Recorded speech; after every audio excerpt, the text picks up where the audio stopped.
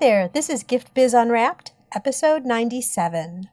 I was like, I'm gonna do it. So I was so terrified, but I did it anyway. Hi, this is John Lee Dumas of Entrepreneur on Fire, and you're listening to Gift Biz Unwrapped, and now it's time to light it up. Welcome to Gift Biz Unwrapped, your source for industry-specific insights and advice to develop and grow your business. And now, here's your host, Sue Monheit. Before we get into the show, I have a question for you. Do you know that you should be out networking, but you just can't get yourself to do it because it's scary? Are you afraid that you might walk into the room and not know anybody? Or that you're going to freeze when you get up to do that infamous elevator speech where you talk about yourself and your business? Well, I'm here to tell you that it doesn't need to be scary if you know what to do. To help you with this, I would like to offer you a coffee chat. For the price of buying me a cup of coffee, we can sit down through an online video and I'll tell you everything that I know about networking and how I have personally built 2 multi-six-figure businesses primarily through networking. To learn more about this opportunity, just go over to bit.ly/network ninja. That's bit.ly/network ninja. And now, let's move on to the show. Hi there, it's Sue, and welcome to the Gift Biz Unwrapped podcast. Whether you own a brick and mortar store, sell online, or are just getting started, you'll discover new insight to gain traction and to grow your business. Today I have joining us Mike Muenedata of Rwanda Bean. Mike was born in Rwanda and immigrated to the U.S. in 2010, where he launched his business. Rwanda Bean Company supplies specialty coffee products in the U.S. and abroad. In turn, it supports coffee producers by investing profits back to the farms. The company began as an importer of raw coffee and has recently started selling its own private label, roasted coffee products to wholesalers and retail customers in Maine. Aside from running the business, Mike is studying for an MBA and enjoys playing soccer, running, and of course, the Maine microbrews. Welcome to the show, Mike. Thank you for having me, Sue. I am so happy we were able to arrange being able to get together, and we've actually been able to see each other a couple of times now. I met you in Portland, Maine at the Agents of Change show, and we recently just got back from the New York Now show, so that's super fun. I've gotten a lot of chance to get to know you, so I'm really excited to share all that you're doing with the world. I'm so excited as well. As is tradition with the show, I'd like to start off by having you describe your ideal motivational candle. It's just a little bit of a different way, since we're all creators here, of getting to know you. So if you were to describe your ideal motivational candle, what color would it be and what would be the quote on your candle? The color will be the sky blue.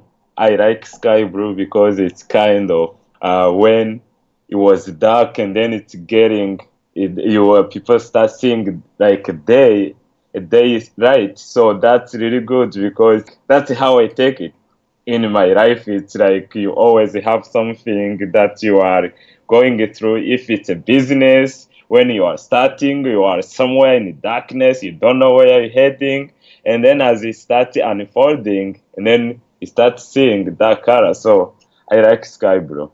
And it's like sky blue, and even when you look up into the sky, it seems like just unlimited possibilities. Yes. And I think also as entrepreneurs, we need to have that optimism, that dream of ours can actually become reality. And that's what we like to do here, is show how other people's dreams are forming and how they're building their businesses. So let's talk about that in relationship with you. Tell us how the idea of Rwanda Bean started. The Rwandan Bean idea started from just like a few years when I moved here, like 3 years ago. When I moved here, I was so surprised to see like every corner of the city, they were a coffee shop. And seeing how people were spending $4 for a cup of coffee from 6 a.m. several times a day, it shocked me somehow. It hit me so bad because I kept thinking the farmers that I left back home who always see coffee as the treasure to them, because 85% of the population back home in Rwanda, they live on subsistence agriculture. And they really work hard to provide this delicious coffee they have. But when I saw how much money people spend on coffee, and then it hit me, I kept wondering why people home, they are so poor. Why they are still poor if $4 can feed the whole family back home. And people spend it more than 2 times a day for a cup of coffee. That really didn't give me a peace at all. So that's how the idea of Rwanda Bean came in. I thought I might do something just to build a bridge between the consumer and the farmer. That's how Rwanda Bean was born. And so you really had no idea that we are crazy. Well, we're in America, so I'll just call it American for now. But you had no idea that we were so crazy about our coffee here. No. In Rwanda, people drink tea, African teas, all those kind. They drink beer, but they don't drink coffee. Now, when I moved here, I didn't drink coffee that much. Sometimes over there home, people think coffee is for rich people, or I don't know. But it's really strange how they are harvesting, and then they don't get to drink it. So we have just some understanding. People there, they have this kind of understanding. Say, oh, coffee is not good for your heart. Coffee is not good for your sleep. You can't sleep if you don't drink coffee. So they try to stay away from it. I think that's typical. When you're in a certain business, if you're consuming it all the time, then you're kind of like consuming your own profits.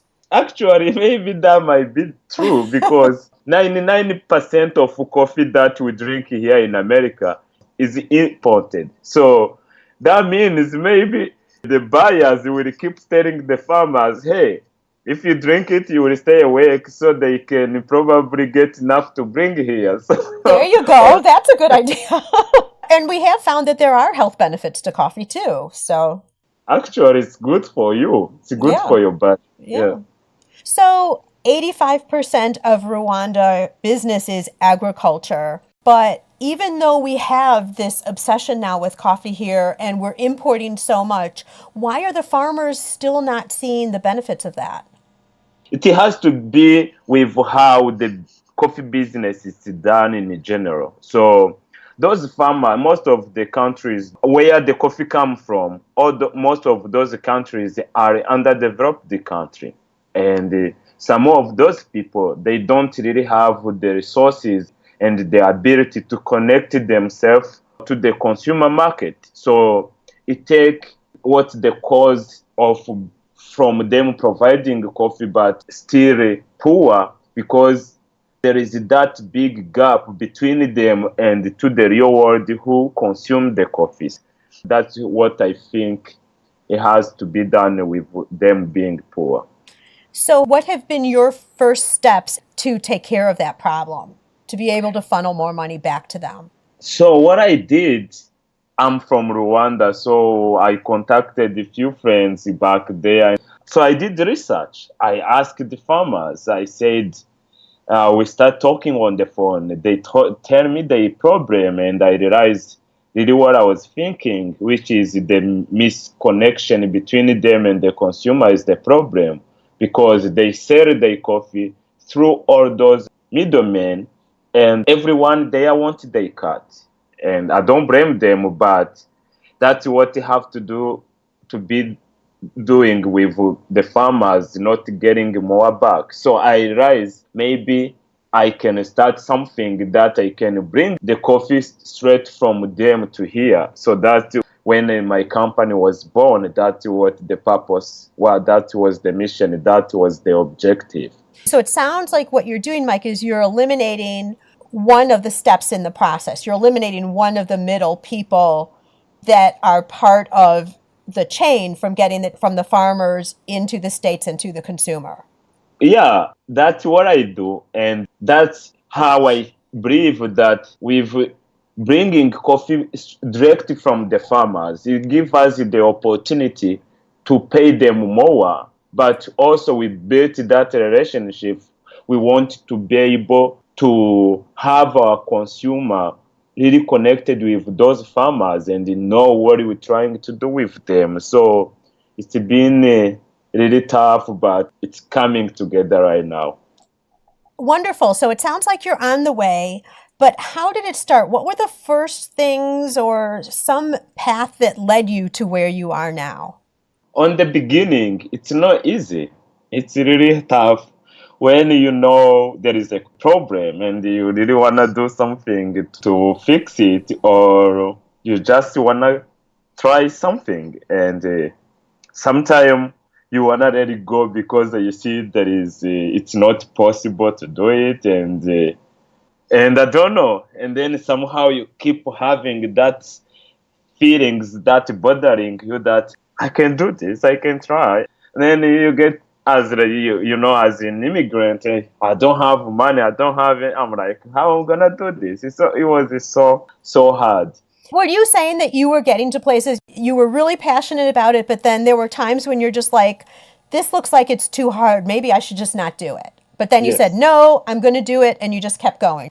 yes. And I want to point that out, Gift Biz listeners. This is common. As you're proceeding, you reach obstacles and you get to the point where you say, oh man, I don't know a solution. I don't know a way around this. And that is the point that is a separator between being successful and just letting what you wanted to do fade by the wayside, because that's where most people will drop off. And so Mike is talking about how, when he gets to this point, no, he might have these natural feelings, but no, he stays on the road, he keeps going, and he finds a solution. So tell us about that then. How did you overcome some of this?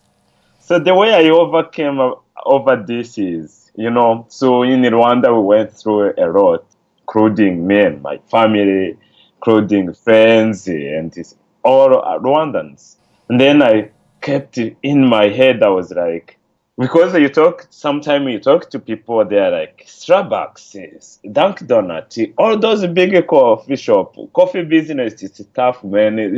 I don't know how you can do this. And I wasn't going to open a coffee shop where people will come to drink it. That's another level. So maybe one day I will do. But if I can do this, how can I blame the farmers? How can I say the farmers who can do it themselves? And then I was like, I have this opportunity to be in America. I will just try it and try to be their voice. And I know what they are going through was tough. And I was like, you have to start with me. And maybe I will inspire some other farmers to do it on their own. That's how I overcame.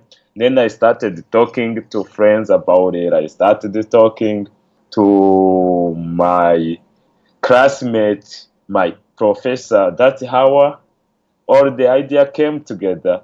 And somehow, I don't know, when you're sharing the story, when you're sharing what you're thinking, somehow you never know who you will get to. So somehow I went to one person who was like, hey, there is an event that happens in Poland. It's called the Maine Startup Week.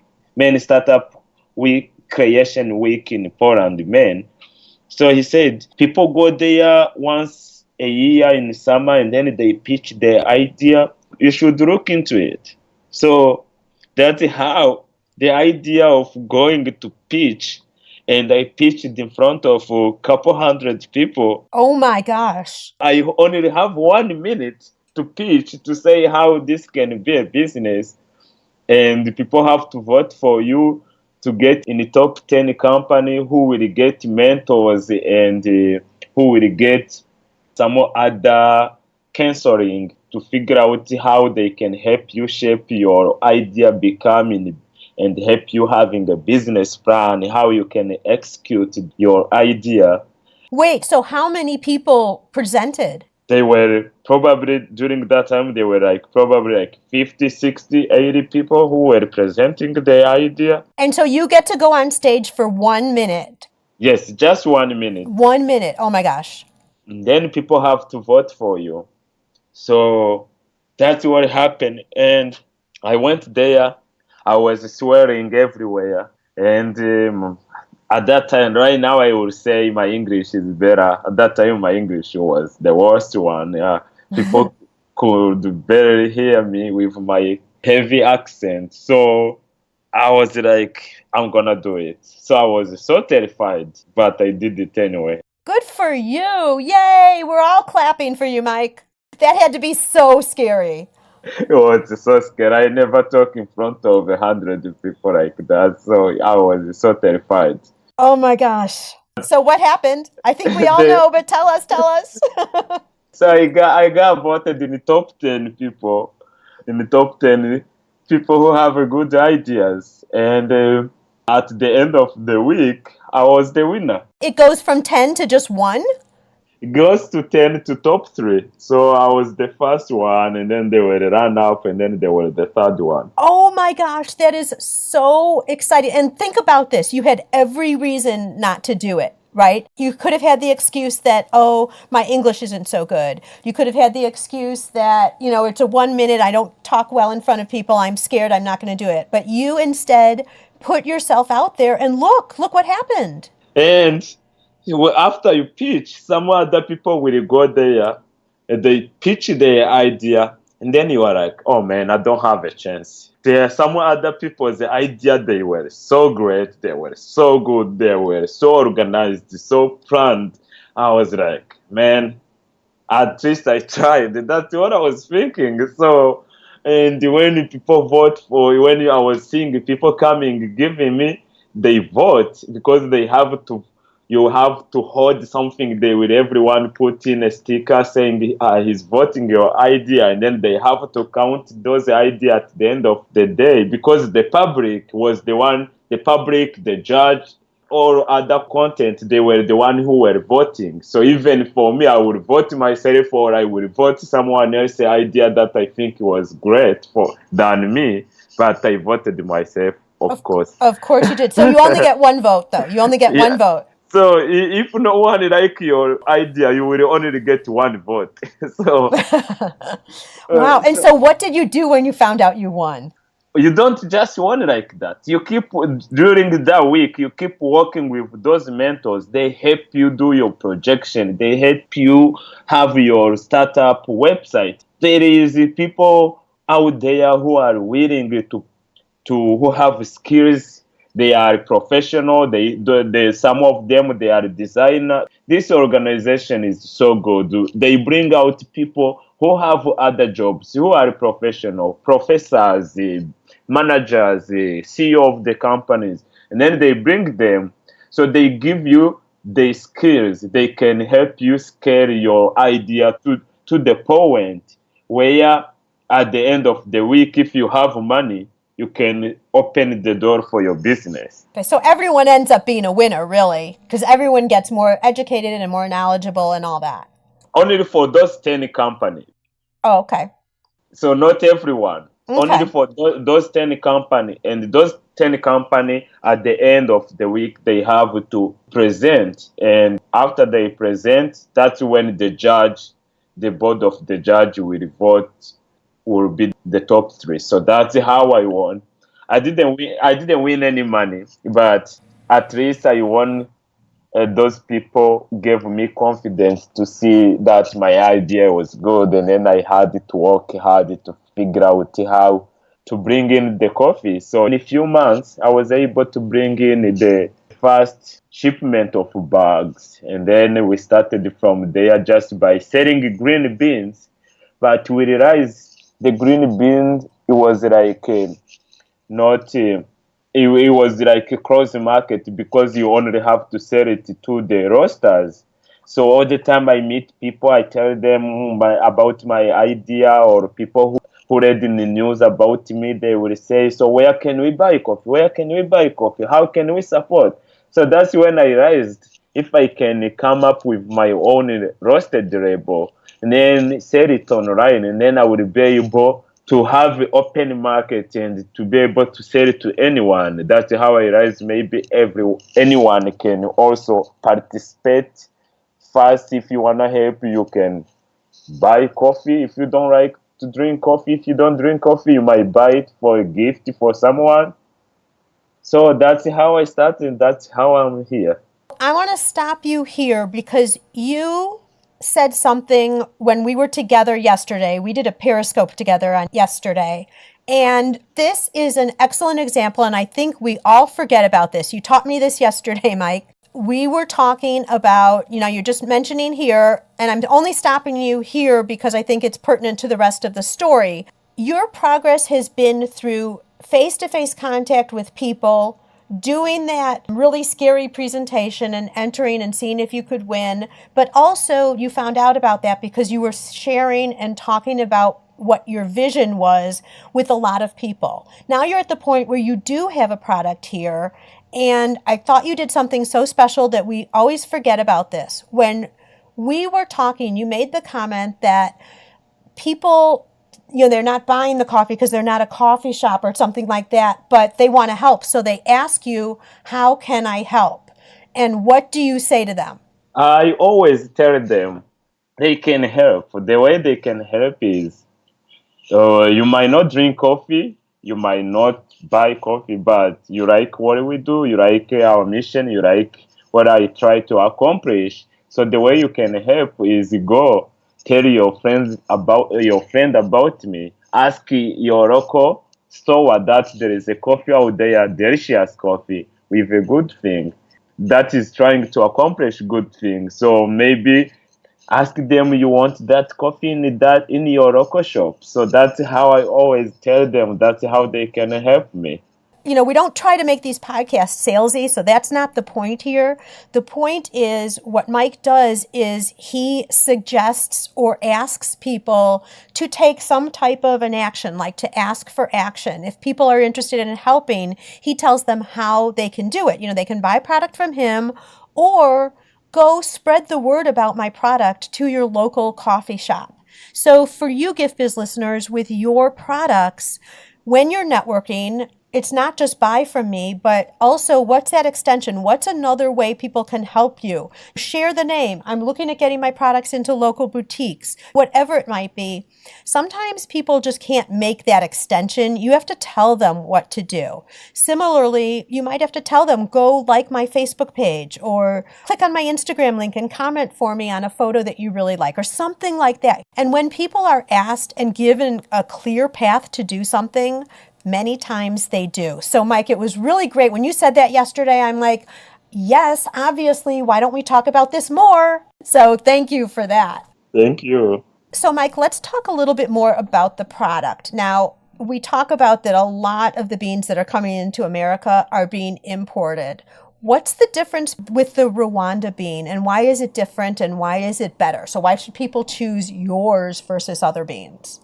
First is good coffee. It's really good coffee. I'm not saying that other people have bad coffee, but Rwanda Bean, we have really natural good coffee. How is one coffee or the flavors from different regions different from each other? It has to be done with the location. It has to be done with the environment. So that's how the coffee flavor, that's how it comes from. So if you are in a country with a high elevation, with a tropical kind of climate, with natural weather. So how you treat the beans, that's what you have to be done with the flavor of the coffee. So in Rwanda, we located in our elevation, it's 2,000 to 8,000 feet. And we have these natural volcanics, so that provide like volcanic soil, which is rich for the plantation. And we also have regular rainfall, so they don't, most of the time, most of the farmers, they just use the rainfall water. So everything is natural, and that's what you need to have a really good coffee. And then you have to be done how it's harvested. What are the farmers pick the right beans that are supposed to be picked? They do dry it enough. They do cover it when it's raining. How they do dry it. All that things, we make sure all our coffee, it's hands-on coffee. And then when it comes here, we ship it in pro bags. Those are the bags that conserve the beans to be contaminated because we ship our coffee in the ship. So there is all those ocean smell and stuff. So the bags we bring in the beans really protect the beans. And when the coffee gets here, we roast our coffee on small batch. And those small batch, they are really good because you can control your beans. I'm not good on roasting because we have someone else who do it, who have really experience in this. So we always have this amazing coffee. All the people say it's really good coffee. Right. And the thing I didn't know, which I've learned as we've just been together and, you've talked more about your business, is how much it's similar to the wine industry where you have a professional, educated taster who actually rates the beans. Yes, we have a good friend of ours. His name is Marty, and he will always, when we have a harvesting, he have done it for us this last couple of years, and he always test the beans. He be honest about it. He have really knowledge to do. He's a global grader of coffee, so he can tell us where we are rated and what will be done to be able to have a good rate. So it's been really helpful. So we always bring in samples, and then he always try to help us make that kind of taste and stuff. As I remember you describing and telling me, it's a blind sample, like it's up against 3 other types of coffee, and you just don't know until he turns the cards over with the scores, which is yours and where it's ranking. And he doesn't know either, right? When he's tasting, he doesn't know which one is yours versus others? No, because actually, sometimes we don't even score higher than other coffee, because like this last one we did last week, I chose another coffee. Actually, it was also from Rwanda, but it wasn't from the farmers that we were testing. We are not carrying that coffee. So I was like, this is really good. And I didn't care it was money, but that's how the procedure have to be done. You have to be honest, and then you will say, this is what I like. And then other people who are there, they were like, this is what I like. They are like maybe 8 to 6 rounds of those different coffee. And at the end, he will grade the coffee based on the smell, the body, the flavor, all those kind of stuff. And then he will grade them, and then he will say, okay, you have this kind of note which might be 8.5, 8.3, 8 something. So all the time he told me, I really still running this, but he said when your coffee is rating from 80s up, you are really to the right track. That's really good coffee. So you should keep working hard to find it in the 90s or whatever. When you get in the 90s, everyone is fighting for your coffee. So that's my goal. That's maybe as we move forward, that's I try to figure out in our project of working with our farmers, how we can really help them be more sustainable and be able to provide really good coffee. So, Mike, we're going to move now into our reflection section. And I think this is going to be really interesting because being from a different country, how you're going to answer some of these questions. So I'm really looking forward to this. If you were to talk about one thing that's kind of a natural trait for you that you have drawn upon during this whole experience, what would that be? I would say we are starting and we really want to push really this far as much as we can. So I will say my business partner, his name is Nick Mazurowski.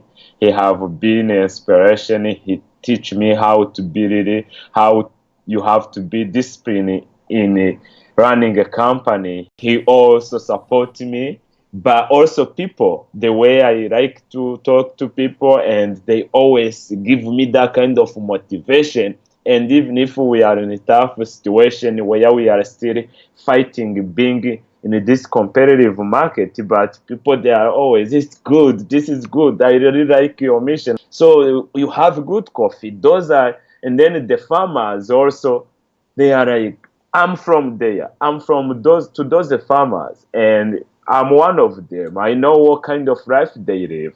The most thing that make me happy is to put a smile on someone's face. So when I talk to them, when I see how faith they have in me, the hope they have in me, the trust we have each other, with the way we talk every morning in the phone, telling me, Mike, we are going to harvest this much. And some, even beside them, there are also other farmers that I'm not working with them right now, who have, through social media, who have contacted me, who are like, Mike, can you buy the coffee from me this coming season? And it's sad when I say I'm sorry right now, I don't have the power and the capacity to do it, but let's stay in touch. Somehow I will be able to buy coffee from you down the road. Right, as you grow. Were you just saying that you talk to people in Rwanda every day? Every day. Every day we chat. All those pictures you see on our Instagram with coffee beans, I get them from the farmers. So they send it to me. They are like, coffee is almost ready. Are you coming to buy from us? And then I'm like, oh God, I wish I can sell it £1,000. Then I can buy from. But You like, will. It's coming. It's coming. come. Look, your business is only 3 years old. You know, it's building and it's growing, and you see that there's a market here. So, and your packaging is beautiful. We didn't get a chance to really talk about that a lot here, but Gift Biz listeners, you can go over when this is on the show notes page and you'll be able to see the packaging. It's spectacular. But I also, Mike, what you're talking about is so interesting. It kind of gave me shivers over here a little bit because your initial mission is really helping the farmers back in Rwanda. So it's people helping people. But while you're here trying to realize that mission, you're calling on people, you're sharing your stories face to face with people. So it's people helping people here too. I mean, people are helping you so that you can help the Rwandan farmers. Yes. So it's really cool how that all flows together. Yeah, that's why also I will work hard. I will do the best I can to be able to keep that consistency in the quality of the beans we provide, because people are the one actually who are pushing me. The farmers, they want to say, they really like what we are trying to accomplish. And then the people, they are like, coffee is good, whatever you're doing is really awesome. So the energy from the people is pushing me, is what have made me to be who I am right now. I believe that. And it also reconfirms that your product is good. I love every single thing about this story. Tell me, Mike, is there a book that you've read or listened to lately that you'd like to share with our listeners? Yes, right now I'm reading a book. It's an old book. It was written like in 2004, but it's a really good book. It's called The Purpose Driven Life. Yep. It was written by Rick Warren. Mm-hmm. It's really talk about how you have to be in this world, how you have to be good to each other, how you have to live a really focused and meaningful life. And I like the book. I really like it so much. You know what? My mom bought me that book right after it was published. Really? She read it and she bought a book. She bought like 5 or 6 of them and she was giving them out to different people and she gave me one. When you say that, I automatically think about my mom. Yeah, actually, I got it from a friend a few years ago. I never had the chance to read it. It looks like, I usually like small books, so that looks like really big, and I was always lazy. And then somehow I started then reading it, and I read the first page, the second page, and since I have been through this kind of complex life, different culture, and then it have been a really good book. Excellent. Yeah. Well, and Gift Biz listeners, if you have not been following the podcast yet, I just want to make mention that just like you're listening to all of our content here today, I think even Mike was talking about how he's listening to this book through audio versus the traditional book. I've teamed up with Audible, so you can get a book like this for free on me. And we know now that The Purpose Driven Life is available on Audible. If you're interested, just go to giftbizbook.com and you can make a selection. That's giftbizbook.com. Mike, I now want to invite you to Dare to Dream. I'd like to present you with a virtual gift. It's a magical box containing unlimited possibilities for your future. So this is your dream or your goal of almost unreachable heights that you would wish to obtain. Please accept this gift and open it in our presence. What would be inside your box? It will be box of full of all kinds of people happy to support each other, to help each other, smiling. That's what will really make me so happy. A big box of happy people. Yes. Love it, because that goes right along with what you're talking about in terms of enriching the lives of others all along the way. Yes. And I really want you guys to go over and take a look at Mike's website. And I'm not sure, I know you're doing a new website. I'm not sure if it's going to be up right when this goes live. We're going to be sitting in February of 2017. But I think probably by March, your new website will be up too. And it's beautiful. It gives a lot of stories and visibility in terms of the Rwanda people and coffee and all of that. But I also know there's other places where people can go and take a look at what your business is all about. Right, Mike? Yes, there is. We have Instagram. It's Rwanda Bean Company. You can go there and follow us, and we will keep you updated on what we are doing. There is also a Facebook page. It's Rwanda Bean Company. You can go there. We always try to share things with people. We try to stay connected with them. So please go there and like our pages and stay tuned. Stay tuned. That's for sure. Mike is headed for big things. I know that. So, and also Gift Biz listeners, just in case you didn't catch that, remember there's a show notes page attached. So any links or anything else that you need, you can find over there at giftbizunwrapped.com. All right, Mike, I know you're still in New York and you want to jump back over to that New York Now show. I left a couple days before the show concluded, so we're not going to take any more of your time for now. Your story is so heartwarming. I've met you, like I said in the beginning, a couple of times now. You're so genuine, so endearing. Your passion is so great. And I look forward to seeing you progress. And I know you're going to be super successful. May your candle always burn bright. Thank you so much, Sue. And thank you for the listeners. Where are you in your business building journey? Whether you're just starting out or already running a business and you want to know you're set up for success, find out by taking the Gift Biz quiz. Access the quiz from your computer at bit.ly/giftbizquiz or from your phone by texting Gift Biz Quiz to 44222. Thanks for listening and be sure to join us for the next episode. Today's show is sponsored by the Ribbon Print Company. Looking for a new income source for your gift business? Customization is more popular now than ever. Brand your products with your logo, or print a Happy Birthday Jessica ribbon to add to a gift right at checkout. It's all done right in your shop or craft studio in seconds. Check out theribbonprintcompany.com for more information. After you listen to the show, if you like what you're hearing, make sure to jump over and subscribe to the show on iTunes. That way you'll automatically get the newest episodes when they go live. And thank you to those who have already left a rating and review. By subscribing, rating, and reviewing, you help to increase the visibility of Gift Biz Unwrapped. It's a great way to pay it forward to help others with their entrepreneurial journey as well.